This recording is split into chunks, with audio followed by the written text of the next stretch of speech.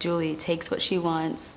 She is incredibly intelligent, and I think she's had premeditated feelings and thoughts about what's happening on the mission and her duty, because she's also an engineer on the ship. And I think when Neil and I were talking, he was like, she kind of knows, and she like kind of acknowledges everything that's happening, but she chooses in her intelligence to not act on those things because it's outside the bounds of what she's been taught.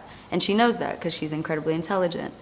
And so when I heard that, I was like, oh, this is amazing. Like, you know, she's aware. So it was cool, like, trying to play someone who is aware from the start, but chooses not to, like, you know, drop into that consciousness.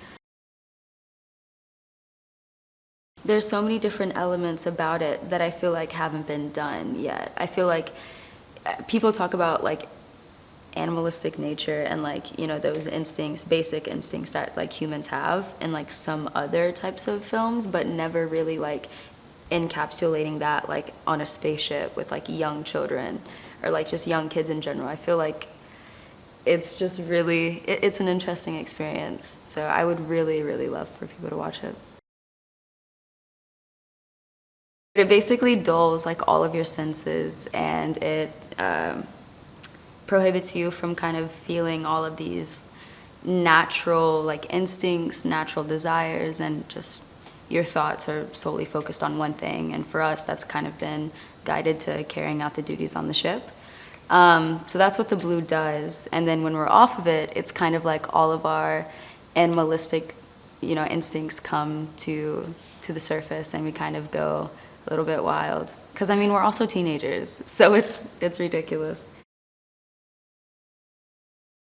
I think some of like the themes in the movie kind of relate to just basic animalistic human nature and like what we do in spaces that are like claustrophobic. And I mean, it's just kind of like, I remember looking at like absurdist plays and like just like so many things like that. When you're confined in this small space, like what happens? And it's interesting, like when we're all on like one drug, it's like complete unison. And then when we're all off of it, it's just like kind of like chaos. And it's like, which one is the more natural version of us, you know? And so it's interesting, like playing with those things and, you know, having so many of the actions of other people too kind of inform our decisions. And like, where does that like agreeance with one another come from? So I feel like those tones like completely relate to like, you know, those tones and themes like completely relate to the world today. I feel like there's, you know, so much going on in so many different places. And I think, you know, human nature like really is displaying itself in the rawest of ways, especially now. I identify as being non-binary, non-gender conforming, and slightly on the trans masculine side.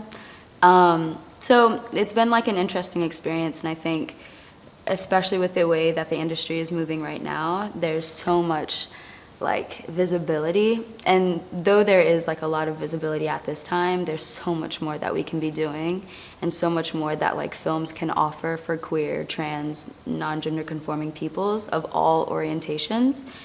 And when I heard about this one, just the sheer fact that like the costumes were ungendered was like, that's a step, like that's something that offers representation.